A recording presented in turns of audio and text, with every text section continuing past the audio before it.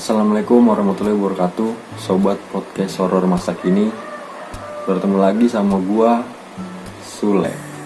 Masih di podcast horor masa kini, podcast horor yang siap mengantarkan kalian semua molor. Selamat malam. Di episode kali ini gua mau membawakan sebuah cerita nyata dari akun Twitternya @msun0 yang berjudul Home. Nah, buat kalian semua yang mau membaca trip aslinya, nanti gua tulis di deskripsi, tinggal kalian buka aja. Sebelum gua lanjut ke ceritanya, untuk tetap mendukung channel gua ini, kalian harus subscribe, like, komen, dan share. Jangan lupa nyalakan juga loncengnya untuk tetap tahu setiap gua update video-video terbaru, cerita-cerita terbaru yang buat kalian semua penasaran. Terima kasih banyak yang udah mendukung channel gua. Oke, kita lanjut aja ke ceritanya. Tapi sebelum masuk ke ceritanya, minta untuk pasang headset kalian, matikan lampu kamar, dan lihat di sekeliling kalian. Siapa tahu mereka yang tak kasat oleh mata ada di sekeliling kalian. Sebut saja Doni, mahasiswa jurusan Teknik Lingkungan semester akhir, akan melakukan penelitian terkait skripsinya di Desa Hamanta, bukan nama desa sebenarnya. Desa tersebut terletak di perbatasan antara Provinsi Jawa Timur dan Jawa Tengah. Penelitiannya terkait pengaruh makrobentos terhadap sumber air. Untuk makrobentos, kalian bisa googling, nanti akan kalian tahu sendiri setelah googling. Untuk menuju ke desa tersebut, Doni menempuh perjalanan yang lumayan jauh menggunakan mobil jeep berwarna hijau miliknya. Dan Doni tak sendirian. Dia ditemani 3 sahabatnya dari zaman maba hingga detik ini. Kamu yakin kesini maksudnya? Cowok dengan rambut pendek ikal menggunakan kacamata kotak berkulit sawo matang yang sedang menyetir mobil tersebut. Iya, aku lihat peta kesini kok, Van, jawab Doni sambil melihat ke arah handphonenya. Ini yakin kah? Ini hutan semua loh. Hutannya hutan jati loh. Tambah cewek dengan jilbab berwarna biru gelap sambil melihat keluar jendela mobil. Iya, Sar, bener, kesini kok, jawab Doni. Tak lama kemudian, cewek bermata sipit di sebelah Sarah, berkulit putih dan berambut panjang itu, berkata dengan nada setengah kesal, "Aku kalau bukan kamu, sumpah demi apapun gak mau sampai kesini. Apalagi nginep selama 1 minggu.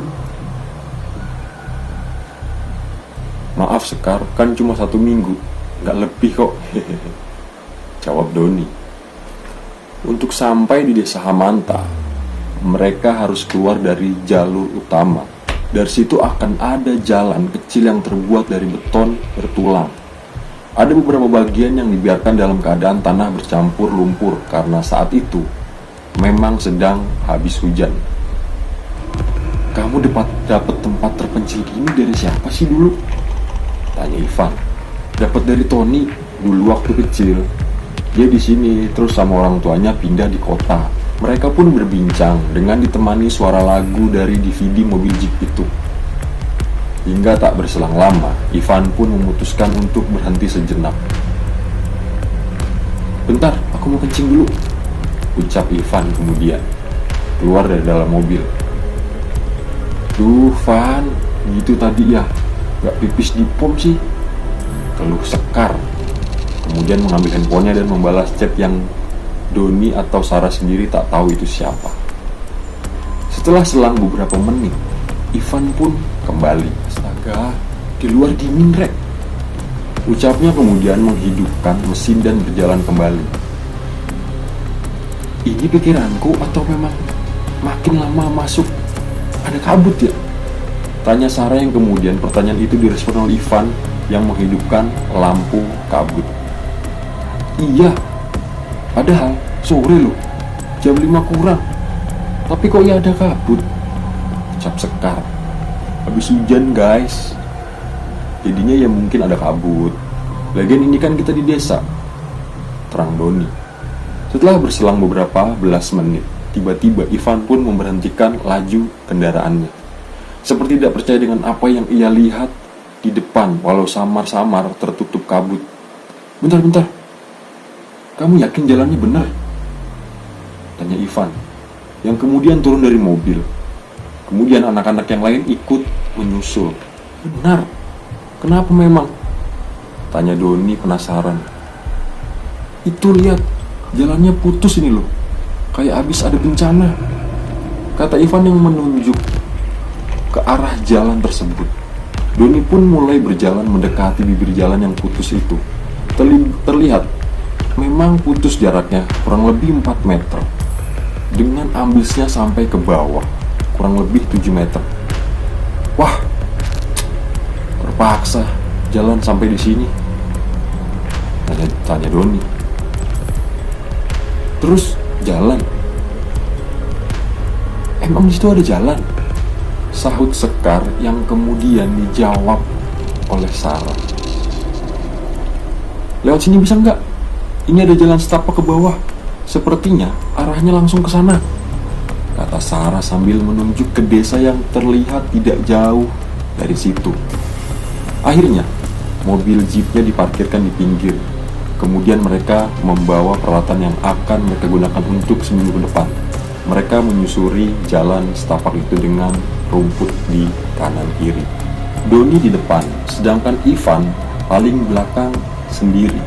Setelah kurang lebih 4 menit menyusuri, akhirnya mereka sampai di depan gerbang masuk desa Hemanta itu.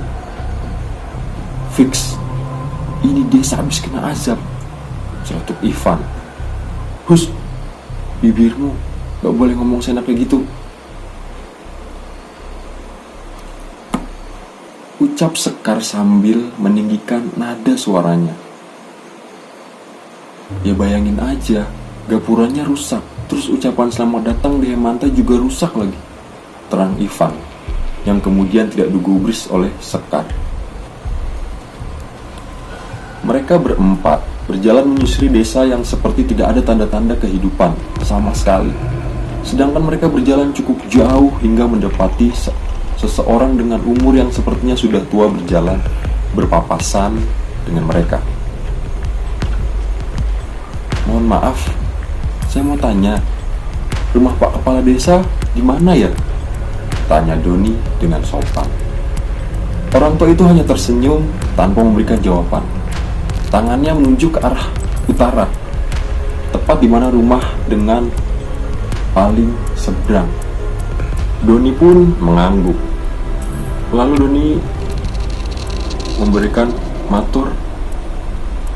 Belum sempat Doni melanjutkan kata-katanya, orang tersebut langsung pergi tanpa berkata apa-apa lagi, berjalan pelan menuju ke arah yang berlawanan dengan keempat mahasiswa itu.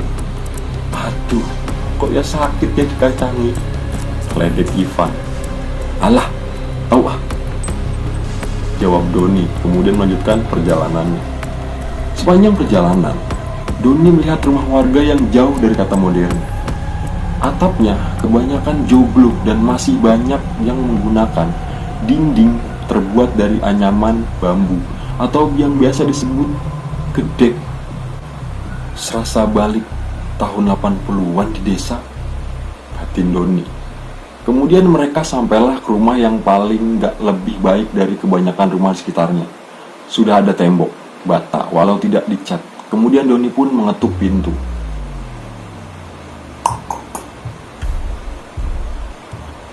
Mahasiswa dari kota yang diceritakan bapak ya?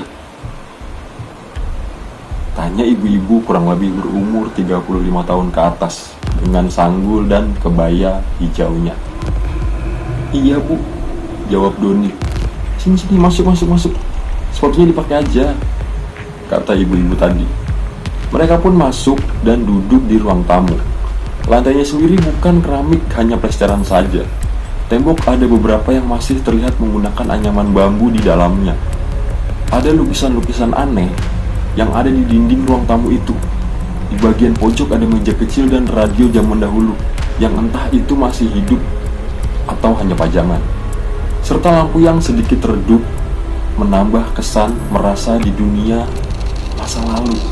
Gila, seperti zaman kecilnya ibuku, bisik Ivan ke Doni.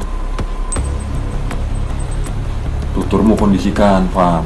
Kita tamu lo ini, tegur Doni. Iya pak, iya, aku cuma bercanda kok, bela Ivan.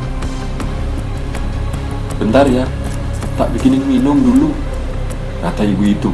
Kemudian pergi ke belakang. Keempat anak itu saling memandang satu sama lain, tapi tanpa bicara. Lalu Sarah pun membuka obrolan. Jadi kita bisa mulai kapan penelitian di sini, Don?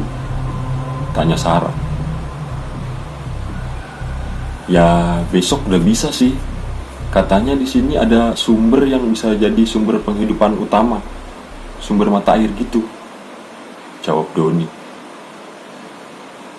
Di sana nanti kita bisa ambil sampel airnya, terus diteliti, atau gimana? Tanya Ivan. Iya, seperti itu benar, jawab Doni. Sekar yang dari tadi bermain HP kemudian beranjak. Guys, aku ke depan dulu ya, gebetanku telepon, ucapnya, kemudian langsung menuju ke teras. Kemudian mereka bertiga berbincang hingga bu kepala desa itu datang membawa 4 teh yang ditaruh di atas meja. Silahkan diminum minumannya, katanya sambil memberikan tehnya. Iya bu, terima kasih banyak, jawab Doni. Alah, kayak sama siapa aja, panggil saja saya Bu Asri, katanya. Oh iya Bu Asri. Ngomong-ngomong, jalannya kenapa bisa terpotong ambles seperti itu bu? Tanya Ivan tiba-tiba. Bu Asri pun terdiam sejenak kemudian menjelaskan. Jadi tempo hari mas, ada tanah ambles di situ. Jadi ya keadaannya seperti itu. Ini bapak lagi ke rumah warga sedang rapat masalah itu, kata ibu-ibu itu. Oh alah, iya bu. Terus apa ada jalan lain untuk kendaraan agar bisa sampai ke sini? Soalnya kami membawa mobil dan kami taruh di dekat jalan yang kursi itu tadi, terang Ivan. Ada dik, tapi harus mutar dulu, lebih jauh, dan kalau bisa jangan lewat di jalan itu selepas maghrib, nanti bisa tersesat, terang Bu Asri. Wih, ngeri juga ya bu, kata Ivan. Mereka berbincang cukup lama, hingga Sekar sudah ikut bergabung lagi di dalam rumah. Ya udah dik, karena sudah malam, jadi sebaiknya kalian istirahat saja. Rumahnya sudah saya sediakan, tapi harus jalan dari sini kurang lebih 50 meter kok, kata Bu Asri. Kemudian beliau berjalan ke depan dan menunjukkan tempatnya. Nah, yang ada lampu di depan jalan itu tuh, katanya sambil menunjuk ke arah rumah tersebut. Iya bu, baiklah kalau begitu, kami pamit dahulu. Mari bu, ucap Doni. Kemudian mereka semua berpamitan. Kukira tadi menginap di sana. Ternyata masih jalan lagi. Jalannya agak naik juga, keluh Ivan. Cowok kok ngeluh terus, Van. Pakai rok aja sana, kata Doni. Akhirnya mereka sampai di rumah yang dituju. Rumahnya kembar ya? Keren ya arsiteknya, kata Doni melihat rumah yang saling berhimpitan dan kembar, seperti pantulan cermin, teras dan halaman menyatu. Kami di rumah kanan, kalian di rumah kiri ya, kata Sekar. Kemudian mereka berpisah dan masuk ke rumah singgah mereka masing-masing.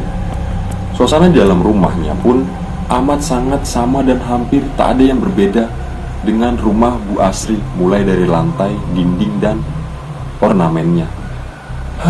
Astaga, aku capek rek, mau tidur aku, ungkap Ivan sambil rebahan di kamar. Hele. Ya udah, aku mau ke depan dulu ya, pamit Doni.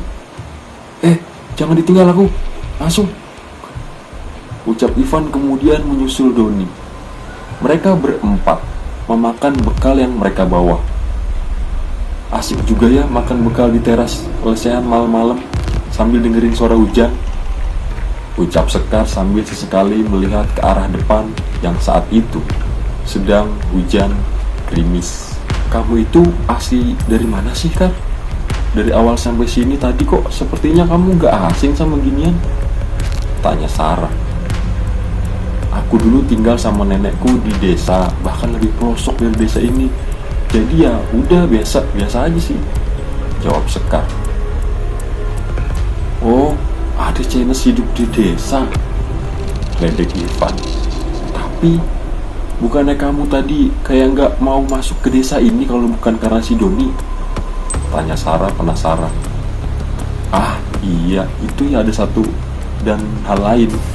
Kadang males di desa, kayak sinyal, makanan dan sebagainya, jawab Sekar terbata-bata.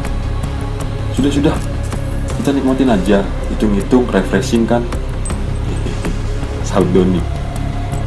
Mereka berempat pun asik dengan dunia mereka sendiri di teras, dengan ngobrol tentang apapun dan memakan cemilan yang dibawa Sarah. Lalu tiba-tiba terdengar suara serak seperti itu. Shh, dengar gak?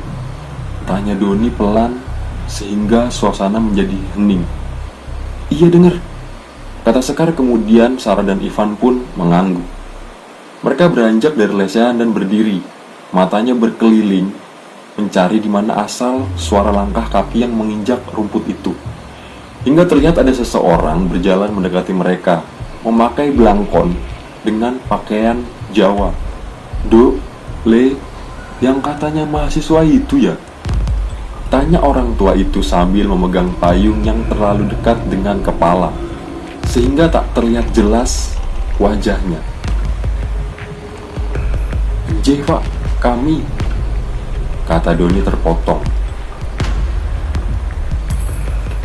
Sebentar lagi jam 10. Sudah, jangan keluar, cepetan masuk. Dengan alasan apapun, seandainya dari kamu ada yang dengar suara apapun di luar, kalian semua tetap di dalam rumah saja, kata orang itu dan langsung membalikkan badan dan pergi dari mereka berempat. Maksudnya apa ya, Pak? Tanya Ivan dan tidak digubris sama sekali oleh orang itu. Pak, maksudnya apa nggih niku? Tanya Doni penasaran. Mendengar itu, bapak tersebut berhenti dan menoleh ke belakang. Sudah, ikuti aturan sebelum kamu celaka. Jangan sembarangan, soalnya kamu gak ada yang tahu apa yang akan kalian bangunkan, ucapnya kemudian pergi seiring hujan yang tambah deras. Menakutkan, cuk. Ivan kemudian masuk duluan ke dalam rumah. Oh iya, kita ini kan memang tamu, mending nurut saja, kata Doni kepada teman-temannya. Akhirnya mereka semua masuk ke dalam rumah masing-masing. Mereka tidak tahu, dan harusnya memang tidak tahu, dan tidak ke sana, karena dari awal mereka menginjakkan kaki, ada yang sedang mengawasi mereka. Paginya, anak-anak sudah berkumpul di teras. Mereka merasakan suasana sejuk sebuah desa yang berada di pelosok itu. Pepohonan masih basah, sisa hujan semalam. Jalannya aspal yang sudah bolong di kanan kirinya juga basah karena air hujan semalam. Gimana tidurmu? Tanya Doni. Ah, biasa saja lah, jawab Ivan. Ayo kita berangkat. Mereka berempat pun berangkat, lengkap dengan kot yang mereka pakai dan juga sepatu boot. Mereka menuju ke sumber air yang akan digunakan sebagai penelitian Doni. Kali ini, Doni yang memimpin jalan menuju sumber air itu, sedangkan Sarah, Sekar, dan Ivan berada di belakangnya. Setiap perjalanan, mereka bertemu warga. Warganya pun ramah. Terlihat ketika bertemu atau berpapasan, membungkukkan badan dan berkata, "Monggo mas," kata orang-orang itu. Setelah menyusuri jalan desa dan masuk ke jalan setapak lagi, sampailah mereka ke tempat tujuan. Sarah pun tiba-tiba bertanya kepada Doni di sela-sela perjalanan, "Kamu kok hafal jalannya, Don?" tanya Sarah heran. "Oh iya, Tony yang ngasih tahu aku. Dia ngasih semacam peta nih," imbuhnya sambil menunjukkan secari kertas seperti peta yang sudah lusuh. "Oh, keren juga ya," jawab Sarah. "Doni, ini sekarang gimana?" tanya Sekar dari kejauhan yang mulai mengambil peralatan dari tasnya. Doni pun mendekat, begitupun juga Sarah. Mereka mulai penelitiannya dan dijelaskan secara rinci oleh Doni. Tak terasa, sudah jam 12 siang. Mereka beristirahat sejenak, kemudian membuka bekal. Lalu ada warga yang datang menemui mereka. "Wah, ini yang dikatakan Bu Asri kemarin," ucap warga itu tiba-tiba membuat keempat orang itu kaget dan diam sejenak. "Ada apa ya, Pak?" tanya Doni. Kemudian orang itu menjadi ketakutan dan kemudian tertawa terbahak-bahak. Sesaat kemudian, orang itu pergi menjauh dan tak terlihat lagi karena tertutup daun yang rimbun di seberang. "Siapa? Orang gila?" tanya Ivan. "Kayaknya sih, lihat aja bajunya compang-camping. Rambutnya kayak artis yang ngeprank jadi orang gila," jawab Doni.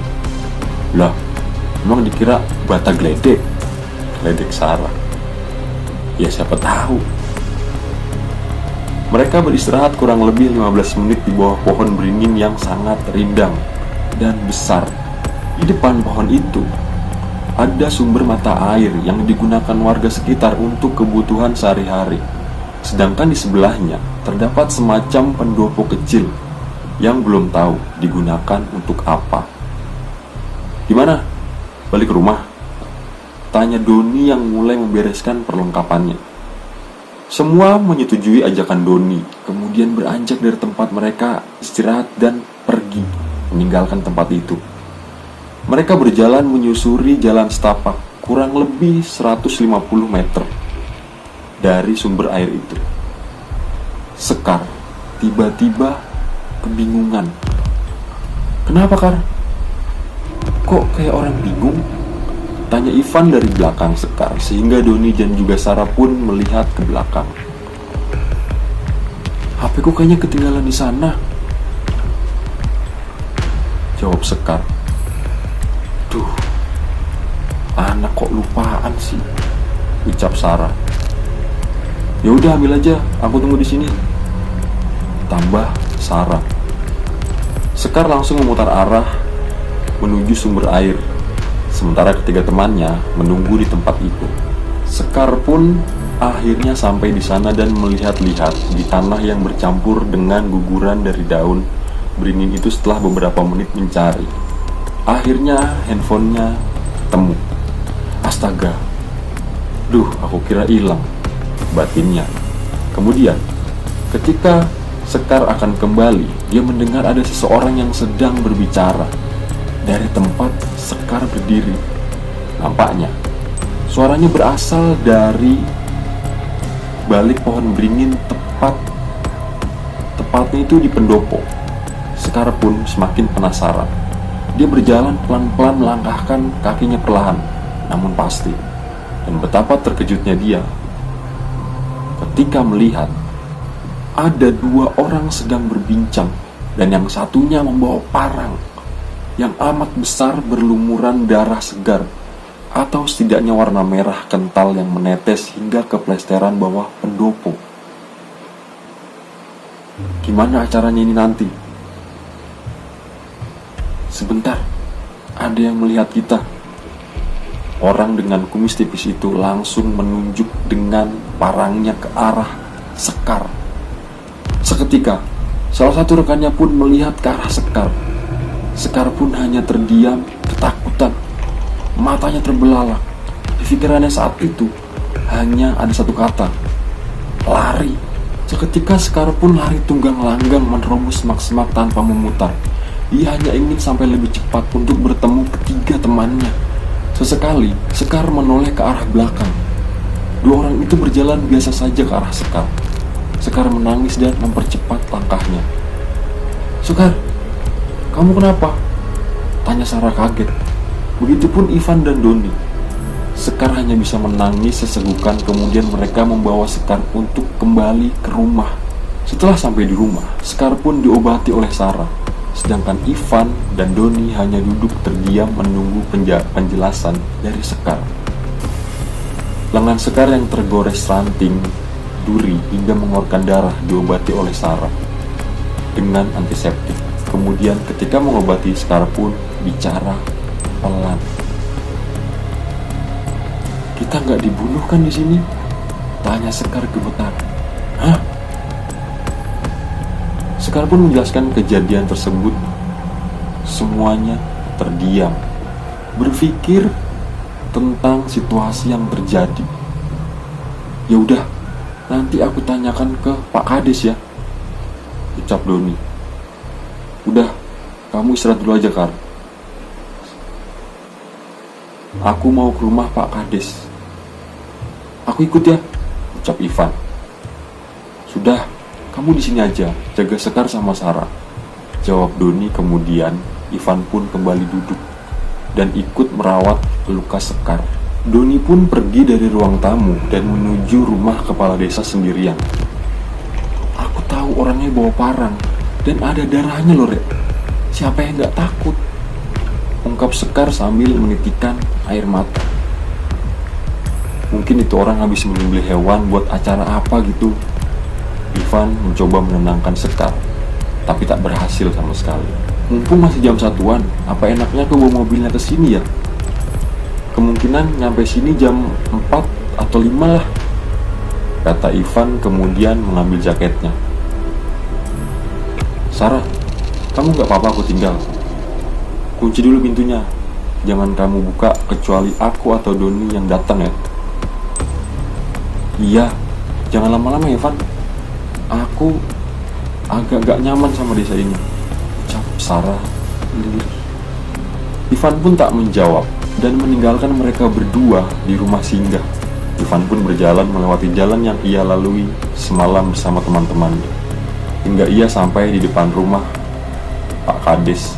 Akan tetapi, tidak terlihat batang hidung Doni atau Pak Kades atau Bu Asri. Tanpa pikir panjang, Ivan pun berlalu dan menuju ke mobil yang ia parkir semalam. Sepanjang perjalanan, ia bertemu dengan beberapa warga lokal. Ivan pun mengucapkan sapa. "Monggo Pak, monggo Bu." Tapi tak ada jawaban atau sapaan balik, hanya senyuman yang terlontar dari wajah penduduk lokal tersebut. Setelah melewati jalan setapak, akhirnya Ivan sampai ke mobil yang ia parkir, dan betapa terkejutnya. Ivan melihat roda belakang kempes, tidak ada anginnya sama sekali. "Jancuk, siapa yang ngempesin?" umpat Ivan dalam hati. Ivan pun memeriksa di bangku belakang sendiri, siapa tahu ada alat pengganti roda atau pompa roda. Setelah sekian lama mencari, akhirnya Ivan mendapatkannya dan memulai memompa rodanya. Akan tetapi, anginnya tak masuk. Inisiatif Ivan pun mengecek roda dan dia terkejut. Ada semacam benda tajam menancap di roda belakang. Dengan sekuat tenaga, Ivan menariknya dan tanpa sengaja melukai jarinya hingga darahnya jatuh ke bawah. "Bangsat, apes banget sih," batinnya. Kemudian Ivan menutup lukanya dengan tisu yang ada di mobil. Karena sudah tidak ada harapan, Ivan pun kembali lagi ke rumah singgah itu. "Doni kemana sih? Kok lama banget?" kata Sarah sambil sesekali melihat keluar dari jendela narko di dekat ruang tamu. Kemudian Sekar pun bertanya kepada Sarah, "Sar, Kalau seandainya aku mati di sini, mau nggak kamu bawa mayatku pulang? Sarah pun berbalik menatap Sekar. Dengan mimik marah, Sarah pun menjawab, "Kamu bodoh atau gimana sih? Omonganmu itu nggak bagus. Bisa-bisanya ngomong seperti itu." Sekar pun terdiam. Sesekali dia menyeka air matanya. Sarah pun mendekat dan meminta maaf atas kata-kata kasarnya ke Sekar. "Maafin aku ya, aku nggak maksud. Cuma ada apa kamu sampai ngomong seperti itu?" tanya Sarah pelan. Sekar pun mengatur nafasnya agar lebih tenang dan kemudian bercerita. "Sebenarnya, tadi malam aku melihat sesuatu yang aneh di desa ini. Selain melihat, aku mendengar juga semalam. Waktu Doni tanya ke orang tua, aku melihat dia kakinya gak napak tanah. Terus di rumah Bu Asri, waktu aku di teras, aku melihatnya lagi. Dia sedang melambai-lambai ke arahku. Terus malamnya, waktu kita tidur, aku mendengar suara gemerincing bel atau apa gitu. Terus tak lama kemudian ada orang yang nyinden di luar rumah kita," terang Sekar. Kemudian air matanya tak bisa lagi ia bendung. Sarah yang percaya tak percaya pun mencoba menenangkan Sekar. "Mungkin itu halusinasimu, soalnya kan kecapean juga bisa." Sarah pun membuatkan teh hangat untuk menenangkan Sekar. "Kubuatkan teh ya?" tanyanya. Sekar pun hanya diam. "Jangan tinggalin aku ya," pinta Sekar lirih. Alah, yaudah, ayo ikut aku sini." Mereka berdua jalan ke dapur. Sekar pun duduk di dipan, semacam ranjang yang gak ada kasurnya, hanya dianyam. Sedangkan Sarah membuatkan teh untuk Sekar. Sesekali Sarah mengajak ngobrol Sekar. Sekar pun lama-lama merespon dan mulai membaik daripada sebelumnya. "Nih tehnya, mumpung masih hangat," ucap Sarah sambil memberikan teh ke Sekar. "Makasih ya Sar. Ayo, ke depan saja. Siapa tahu Doni atau Ivan sudah kembali," ajak Sarah. Kemudian mereka berdua kembali ke ruang tamu, mengetuk pintu. "Punten, GoFood," ucapnya. Kemudian Sarah pun membuka pintu. Tuman, kebiasaan. Hehe, biar suasana gak tegang. "Tuh, Sekar udah ketawa juga," kata Ivan, sambil menunjuk ke arah Sekar yang ketawa melihat tingkah Ivan. "Loh, Van, tanganmu kenapa?" tanya Sarah. Setelah itu, Ivan menceritakan semuanya kepada Sarah dan Sekar. Dan singkat cerita, mereka pun berbicara sekaligus menenangkan Sekar hingga Sekar sudah tenang seperti sebelumnya. Senyumnya sudah mulai terlihat. Kemudian Sarah pun berinisiatif untuk memasak. "Walah, anak bodoh itu kemana sih? Kok lama banget?"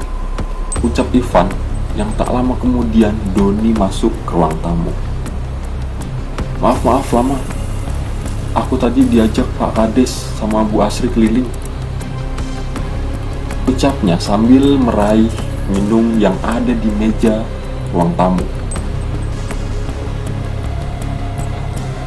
"Batinku, kamu kabur cok, meninggalkan kita," ucap Ivan kesal. Doni pun menjelaskan kepada Sekar dan juga Ivan tentang insiden tadi siang. Ternyata itu hanya kesalahpahaman saja.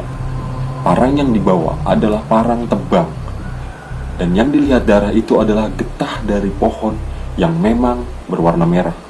Doni pun menunjukkan lewat video handphonenya. Semenjak mendengar itu, Sekar semakin tenang. Akan tetapi, ada beberapa hal yang masih membuat dia gusar, dan hanya Sarah yang tahu permasalahannya. Singkat cerita, malam datang. Doni dan Ivan pun masuk ke ruangannya, sedangkan Sekar dan Sarah juga sama. "Don, kalau memang penelitianmu sudah selesai, kenapa kita nggak pulang besok?" tanya Ivan yang sedang rebahan di kasur ruang tengah. "Ya sebentar, ada beberapa hal yang aku butuh. Yang ada beberapa hal yang aku butuh, kalian sabar ya, jawab Doni kemudian. Doni pun langsung terlelap. Malam itu, Ivan pun ingin memejamkan matanya, akan tetapi entah ada apa, matanya tak mau dipejamkan. Kemudian Ivan pun keluar kamar dan duduk di kursi panjang. Ivan iseng menghidupkan radio, dan ternyata memang bukan pajangan, melainkan berfungsi. Ivan pun mencari frekuensi yang bisa ditangkap, tapi tak ada satupun yang tertangkap. Ivan pun segera mematikan radionya dan membuka laci lemari di bawah radio itu terletak. Loh, apa ini? Karnaval? Tanya Ivan dalam hati yang melihat sebuah foto usang. Dari foto itu, tampak banyak orang berbaris dengan wajah tanpa senyum. Ada beberapa orang yang terikat, sedangkan yang lain seperti menari. Nampak juga, salah satu dari foto itu ada Bu Asri, istri kepala desa. Kemudian Ivan pun menyimpan foto itu dalam saku celana jeans birunya. Tiba-tiba, beberapa menit, ia memikirkan foto itu. Telinganya mendengar sebuah suara. Suara gemerincing gelang kaki yang biasa dipakai saat tarian jaranan. Suara itu awalnya lirih, kan tapi lama-lama semakin terdengar keras, seperti sedang di halaman rumah. Ivan pun ingat akan pesan orang misterius itu. Akhirnya Ivan mengurungkan niatnya untuk keluar. Dia mengintip dari sela-sela temboknya yang terbuat dari lapisan kayu. Dia mendengar suaranya tapi tak melihat bentuknya, hingga suara itu semakin keras. Kemudian muncul lagi suara-suara orang sedang menyanyikan lagu Jawa. Suaranya begitu halus, akan tetapi Ivan tak melihat wanita yang sedang bernyanyi. Yang ia lihat hanya teras dan halaman depan yang sepi. Hingga tiba-tiba Ivan melihat samar-samar wanita berparas ayu dengan memakai kemben lengkap dengan jaritnya sebagai rok, sanggul di belakang, dengan kalung yang mengkilap. Wujud itu makin lama makin jelas diam berdiri di halaman depan dan terus menyenandungkan lagu Jawa dengan begitu halus. Ivan pun seperti dihipnotis oleh paras cantik dan suara indahnya. Wanita itu terus dan terus menyenandungkan lagu itu hingga matanya tertuju pada sela-sela kayu yang digunakan untuk Ivan mengintip dari dalam rumah. Ivan sesaat kaget dan memundurkan badannya. Kemudian, Ivan melihat lagi karena rasa penasaran yang begitu dalam. Wanita itu tersenyum manis. Bibir tipisnya seolah membius Ivan. Matanya yang indah, tatapannya membuat Ivan ingin membuka pintu dan mendekatinya. Seolah wanita itu ingin mengajak Ivan bicara. Ivan pun sudah mulai melupakan apa yang orang misterius itu katakan. Akhirnya, Ivan membuka kunci pintu dengan perlahan dan memegang gegang pintu dari kayu itu. Dibukanya perlahan. "Jangan dibuka!" teriak seperti lelaki tua yang berada tepat di belakangnya. Sekejap, Ivan pun menutup dan mengunci kembali. Ivan pun menoleh ke arah di mana suara itu berasal. Tetapi Ivan tak mendapati apapun di sana kecuali kursi kosong dan meja dengan radio. Lalu Ivan mencoba mengintip lagi dan wanita itu hilang entah kemana. Seketika Ivan menjadi ketakutan dan merinding.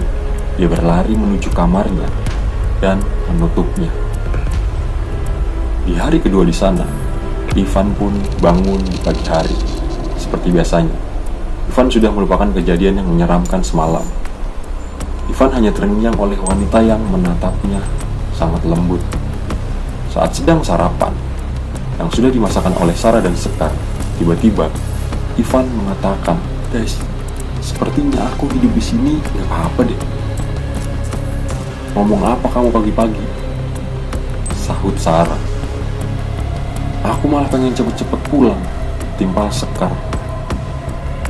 "Don, gimana? Ini penelitianmu sudah selesai kan? Masa sampai 1 minggu full?" tanya Sarah.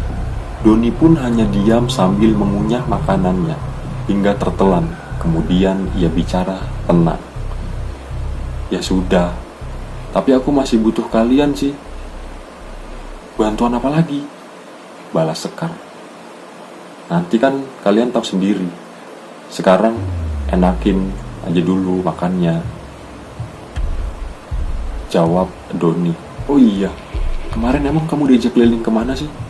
Kok aku lihat celana sama tanganmu kotor bekas tanah?" tanya Sarah penasaran. "Alah, biasa, lihat perkampungan. Dan pas dari ladang, aku terperosok terus jatuh," jawab Doni santai. "Aku dari kemarin mencium sesuatu yang busuk. Apa ya sebenarnya?" tanya Sekar tiba-tiba. "Ya soalnya mulutmu dekat sama hidung," celetuk Ivan yang disambut gelak tawa seisi ruangan itu yang memang hanya diisi berempat saja. Sore hari pun sudah tiba. Mereka sedang bersih-bersih badan karena sebelumnya Doni mengatakan akan diundang kepala desa dan warga sekitar ikut merayakan pesta desa yang diadakan tiap 6 tahun sekali di sumber air. "Gimana? Kalian bersiap?" tanya Doni dan Ivan yang menunggu mereka di ruang tamu. Sekar dan Sarah pun keluar. Mereka sudah siap dengan pakaian mereka masing-masing. Begitu juga Doni dan Ivan. "Emang harus banget ya pakai tali putih di lengan?" tanya Sekar. "Ya adatnya, gimana lagi?" jawab Doni. Sebelum berangkat, mereka berempat berbincang-bincang santai di ruang tamu. "Yuk, sebelum berangkat kita minum dulu. Mumpung ada es buah naga nih. Gak tahu juga siapa yang bikin," kata Ivan, yang kemudian menuangkan es merah buah naga itu ke Doni, Sekar, dan Sarah. "Oh, yang bikin ini orang kampung. Katanya tiap rumah dibagi rata kok," jawab Doni santai. Kemudian mereka berempat pun meminumnya dan kembali berbincang hingga menunggu jam 5 mereka berangkat bersama warga dan yang lainnya. "Duh, mau berangkat kok ngantuk banget ya," ucap Ivan. Sementara Sekar sudah tertidur di bangkunya. Sarah pun juga berpikiran demikian. "Iya, berat mataku rasanya." Kemudian Sarah pun tidur di kursi dengan kepala berada di meja. Sedangkan Ivan mencoba untuk menguatkan mata dan melihat ke arah Doni yang masih berdiri dan seperti menunggu sesuatu di depan pintu. Mata Ivan pun semakin gelap. Ivan tak mampu menahan rasa kantuknya dan akhirnya Ivan tertidur. Entah sudah berapa jam mereka tertidur. Yang pasti, saat Ivan membuka matanya perlahan dan melihat di sekelilingnya amat sangat ramai, seperti sedang ada pertunjukan. Di kanannya ada Sarah dan juga Sekar yang masih terlelap. Sedangkan di bagian kirinya ada Doni yang seperti berteriak ke arah Ivan. Tetapi Ivan tak mendengar apapun. Bahkan tak ada suara pun apapun yang terdengar. Hingga Ivan benar-benar sadar. Ivan sedang terikat di kursi, kaki dan tangannya terikat erat. Begitu juga Doni, Sekar, dan Sarah. Suara yang tadi tak terdengar sekarang pun terdengar. "Cuk, sadar lo, kita mau dibunuh," teriak Doni. Ivan pun benar-benar melihat di sekelilingnya suasana yang sangat ramai. Banyak orang yang tengah melihat 4 sekawan ini terikat di kursi. Hingga kerumunan itu tiba-tiba minggir menjadi 2 barisan. Dan diantaranya ada 1 orang sedang membawa seperti parang yang besar dan memakai topeng seperti kulit. Entah kulit apa. Yang pasti membuat Ivan dan Doni terbelalak ketakutan. Mereka mencoba melepaskan tali, akan tetapi usahanya sia-sia. Malam itu ditemani cahaya dari obor di sumber air itu. Bersama ramainya orang tengah melihat acara aneh itu, orang bertopeng itu berjalan menghampiri Sekar yang berada di kanan sendiri, memegang pipinya, kemudian mendekatkan wajahnya ke Sekar. Sekar pun kemudian bangun dan masih bingung dengan apa yang sedang terjadi. Akan tetapi, setelah Sekar melihat ketiga temannya sama dengan dia, Sekar pun tahu jelas kemana arah dan tujuan upacara ini. Sekar teriak sejadi-jadinya, menangis sejadi-jadinya. Dengan sekuat tenaga, ingin melepaskan talinya, akan tetapi tak bisa. Sarah yang saat itu juga sadar pun melakukan hal yang sama. Kemudian, orang bertopeng itu mengangkat parangnya tinggi-tinggi, dibarengi dengan suara tanrawuhan dari orang-orang yang melihat itu. "Jangan, ampun, jangan diapa-apain, bangsat!" teriak Ivan dan Sarah. Bahkan Doni pun mengeluarkan kata-kata yang sangat kasar karena sudah diambang batas kewarasan.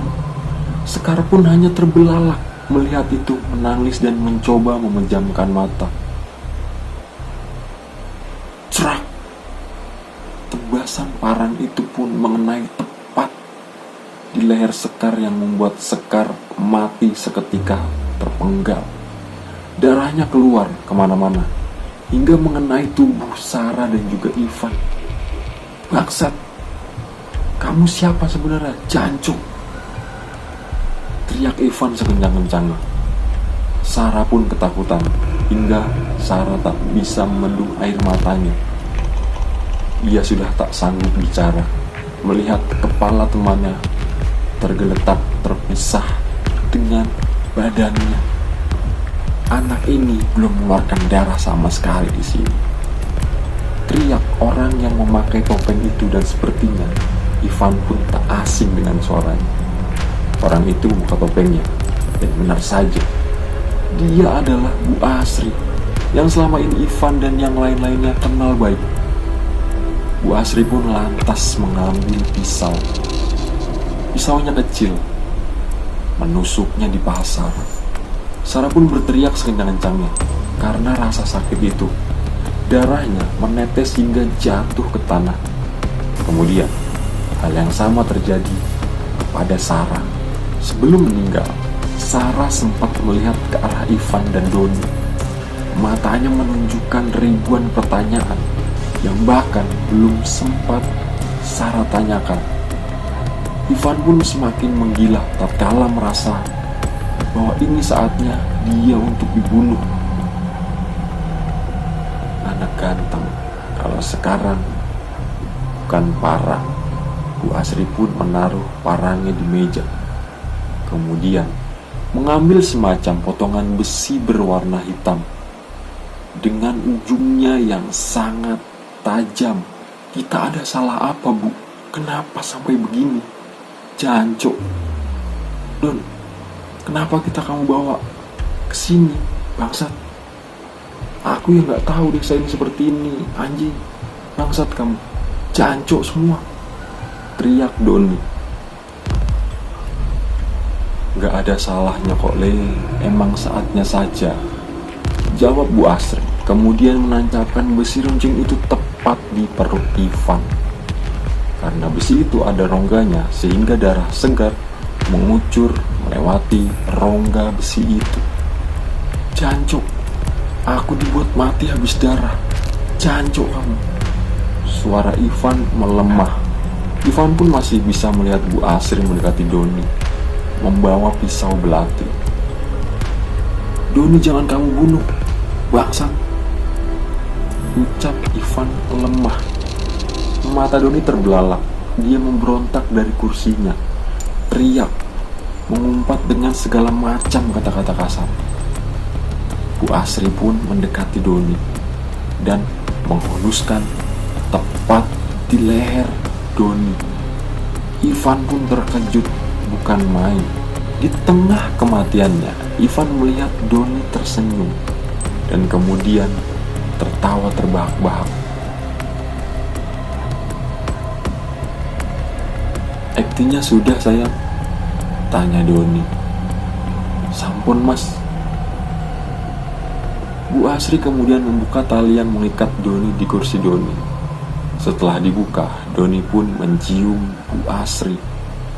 Ivan pun kaget bukan kepalang. Kemudian Doni berjalan dan mendekati Ivan. Walah Le, kok bodoh banget kamu. Bangsat. Selama ini kamu menipu kami dan anak-anak. Jancok kamu. Siapa kamu sebenarnya? Doni pun duduk di meja. Bu Asri pun memeluknya dari belakang. Aku yang berkuasa di desa ini. Ilat geni. Aku kepala. Ungkapnya. Ivan pun melihat fisik Doni yang berubah. Matanya berubah menjadi berwarna merah. Giginya memiliki taring lancip. Kemudian ada tanduk satu muncul di atas dahinya. Jadi selama ini Ivan pun meneteskan air matanya. Iya, aku semua yang merencanakan ini. Mulai ke desa ini bawa anak bodoh, kempesin mobil, jaga-jaga kalau ada yang kabur seperti 10 tahun lalu. Tapi yang ada di luar perkiraanku. Waktu Sekar melihat rakyatku yang bodoh. Kemudian Ivan melihat dua orang yang dilihat Sekar itu digantung terbalik dengan leher tertancap pipa sehingga darah mengalir. Bahkan orang tersebut seperti lemas atau bahkan sudah mati. Ivan pun mulai kehilangan kesadaran. Lama-lama terasa makin gelap dan makin gelap.